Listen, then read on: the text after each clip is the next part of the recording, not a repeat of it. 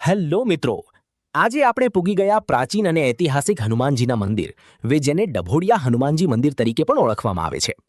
ગાંધીનગરમાં ડભોળા હનુમાન મંદિર મુઘલ શાસન દરમિયાન બનાવવામાં આવ્યું હતું. એવું કહેવાય છે કે આ 1000 વર્ષ જૂનું મંદિર એ છે જ્યાં ભગવાન હનુમાનજીની સ્વયંભૂ મૂર્તિ પ્રગટ થઈ હતી.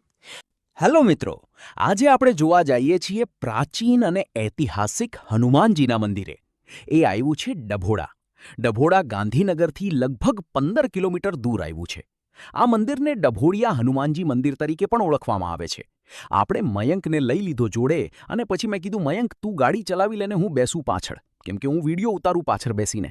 અને પછી તો હું બેય હાલી નીકળ્યા ડભોડા હનુમાનજીનું મંદિર બાજુ જવા.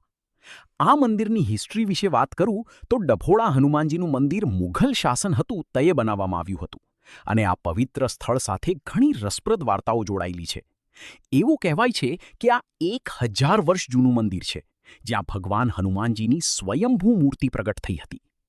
હનુમાન દાદાની જન્મજયંતિ હોય ત્યારે આ મંદિરનું વિશેષ મહત્વ છે. 1111 તેલના ડબ્બા અભિષેક કરવામાં આવે છે અને 35,000થી પણ વધુ લોકોનો મહાપ્રસાદ હોય છે. તથા કાળી ચૌદસ પર એક મોટો મેળો ભરાય છે જેમાં ભગવાન હનુમાનજીને અભિષેક કરવા માટે લગભગ 4000 લોકો આવે છે. ચૈત્ર મહિનાના બધા શનિવાર અને પૂર્ણિમાના દિવસ અને હનુમાન જયંતીના દિવસે આ પવિત્ર મંદિરની મુલાકાત લેવા માટે બહુ જ ભક્તો આવે છે. અહીં સુખડી પ્રસાદ ખૂબ જ લોકપ્રિય છે. સુખડીનો ભાવ 30 રૂપિયા, 60 રૂપિયા અને 100 રૂપિયા હોય છે અને ભક્તો તેને ઘરે લઈ જઈ શકે છે. અહીંયા કાળા કલરનો દોરો પણ આપવામાં આવે છે જે તમે 10 રૂપિયાનું એક લઈ શકો છો. જે હનુમાન દાદા તમારી રક્ષા કરે એના માટે આ દોરો મળે છે. આ સ્થળ સાથે જોડાયેલી બીજી એક દંતકથા વિશે કહું તો કે જ્યારે મુઘલ સમ્રાટ અલાઉદ્દીન ખિલજીએ પાટણ રાજ્ય પર આક્રમણ કર્યું ત્યારે પાટણ રાજા ડભોડા નજીકના જંગલમાં છુપાઈ ગયો હતો. ભરવાડો આ જંગલમાં તેમની ગાયો ચરાવવા ગયા અને જોયું કે ટીલડી નામની ગાય એક ચોક્કસ જગ્યાએ પોતાનું દૂધ છોડી રહી છે. જ્યારે રાજાને આ વાતની ખબર પડી ત્યારે તેમણે તે સ્થળનું ખોદકામ કરવાનો આદેશ આપ્યો અને ખોદકામ દરમિયાન ભગવાન હનુમાનની મૂર્તિ મળી આવી. અને આ સ્વયંભૂ ભગવાન હનુમાન દાદાની મૂર્તિ હતી. એ પછી મોટો યજ્ઞ કરી અને અહીંયા મૂર્તિની સ્થાપના કરવામાં આવી.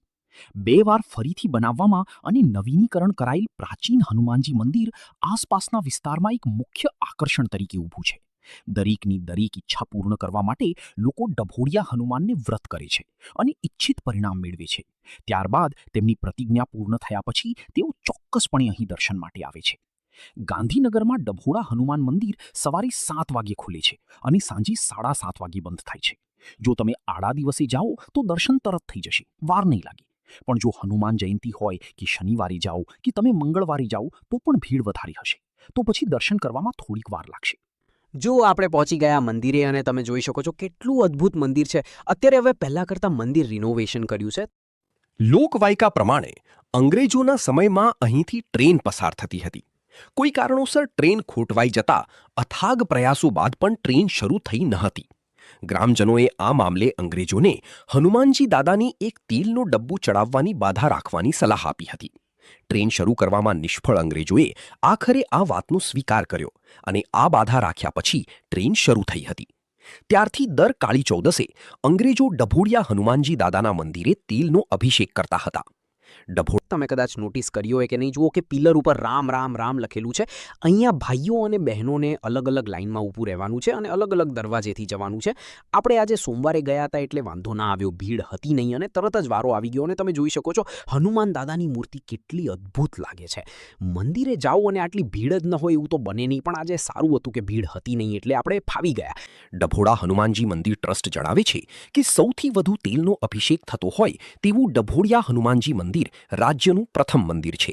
અને અહીંયા બાજુમાંથી સુખડીનો પ્રસાદ લેવાનો અને ત્યાંથી જ આપણને કાળો દોરો મળે છે. તો પછી શું આપણે પણ સુખડીનો પ્રસાદ લઈ લીધો? અહીં ભક્તો દ્વારા દાદાને હજારો લીટર તેલનો અભિષેક કરવામાં આવે છે. ત્યારે સંસ્થા દ્વારા દાદાને અભિષેક કરવામાં આવતા તેલની પણ અનોખી વ્યવસ્થા કરી છે, જેમાં ભક્તો દ્વારા ચડાવાતા તેલને એકઠું કરવા માટે એક તેલ કુંડ બનાવવામાં આવ્યો છે. આ તેલ કુંડ ખાલી કરવા માટે પણ ખાસ મોટરની વ્યવસ્થા કરવામાં આવી છે. 2 ટેન્કર ભરાય એટલું તેલ ફરીવાર ખાલી થયેલા તેલના ડબ્બાઓમાં જ ભરીને પેક કરવામાં આવે છે. ત્યારબાદ આ જથ્થાને સ્થાનિક તેમજ બહારથી આવતા લોકોને સસ્તા ભાવે આપી દેવામાં આવે છે. આમ ભક્તો દ્વારા ચડાવવામાં આવેલા તેલનો સદુપયોગ કરવામાં આવે છે. અહીંયા અન્ન ક્ષેત્ર પણ ચાલે છે. ખાલી 50 રૂપિયામાં તમને સારું જમવાનું અહીંયા મળી રહે છે.